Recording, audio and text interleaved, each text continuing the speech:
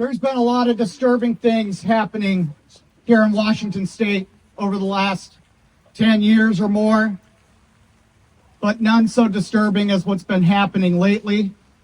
There's a little story. Actually, there's a little school district near here, Olympia School District. You heard of that? Yes. A little girl in the Centennial Elementary School in the Olympia School District was being groomed by one of her teachers in school. There were secret messages hidden from her loving parents in the school text system, in emails. I was afraid your mom would see these messages, the teacher said to the little girl. She was trying to convince that little girl that she was a different gender than what she was. She even said, "I would take you into my home anytime you need." No. Does that sound like professional, appropriate communications between a professional teacher in our schools and a young child? Absolutely not. Over the last 40 years, we've had mental health laws in our state that once were meant for talk therapy. They were once meant for talking about addiction in schools.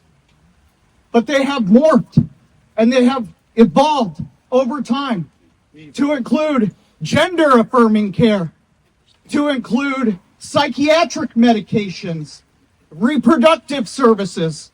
And your schools right now, if they don't already have these policies, are trying to fast-track policies that allow your student, to allow your child to excuse themselves from school behind your back and walk out onto the streets unsupervised to go seek these services. Are we going to stand for that? No. For a very long time, forever, it has been a natural law, a fundamental right, a constitutional right, especially under the 14th Amendment of the U.S. Constitution, that parents have the ultimate power in the upbringing, in the education of their children. Yes. And it's time we reaffirm our rightful role in the upbringing and education of our children.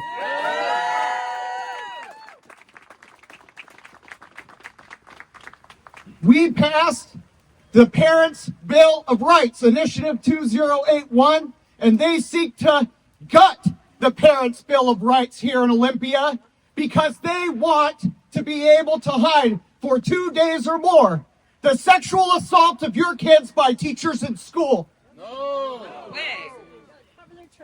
And when we asked them in committee on their bill to gut parents' rights, we want immediate notice that if a teacher in our schools sexually assaults your daughter, your son in school, that we should be immediately notified, and they said no.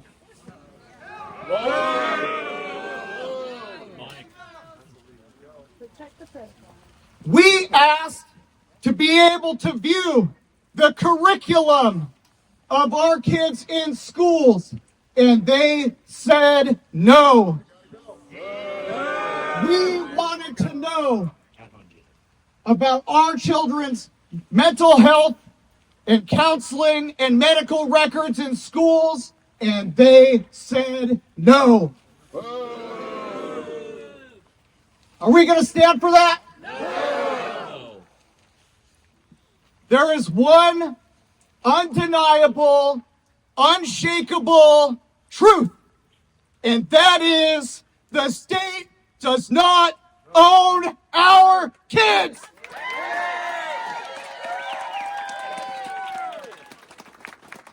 They want to replace you. They don't want you to know what's happening in schools.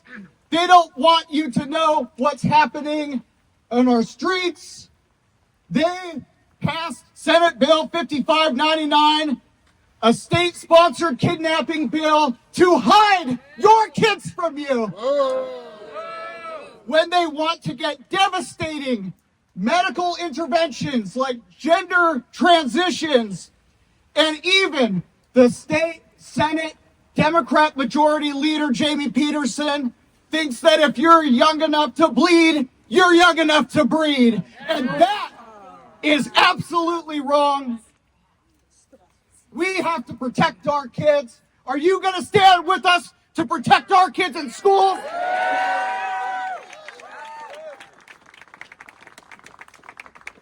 We do not co-parent with the government. The government is not here to raise our kids.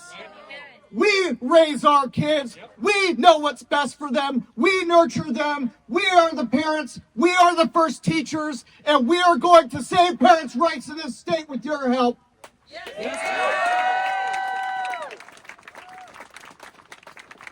We need to see you not just on these steps, but in these halls and in those committee rooms, signing in against the bad bills. And we need to be vigilant because it has been a slow erosion, but a steady erosion of parents' rights in this state. And we need to stand up for our constitutional rights.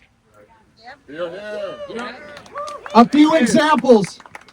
Those of you who live in the 35th district might have heard a story about a counselor in Shelton High School who was grooming and sexually abusing the students that were under his care. There's a Latin term for what teachers in school and school staff are supposed to do. In loco parentis, in place of parents. They're supposed to be there to help and nurture our kids, not to replace us.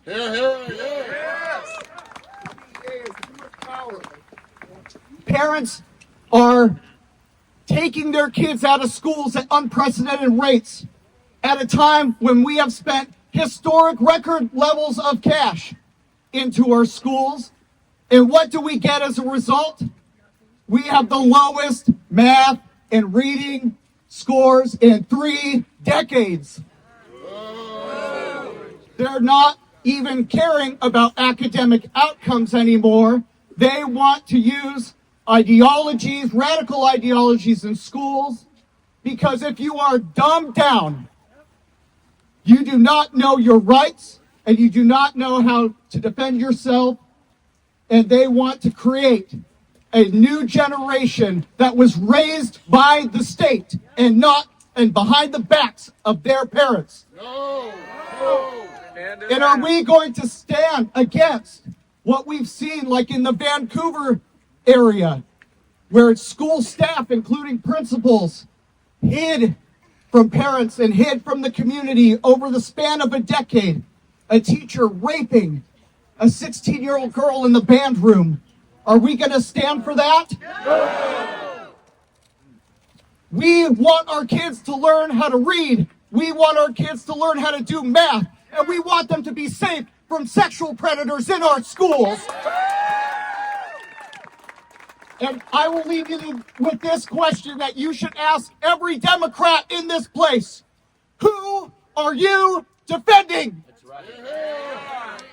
Are you defending innocent children in schools? Are you defending innocent children dying from fentanyl with their drug-abusing parents in homes?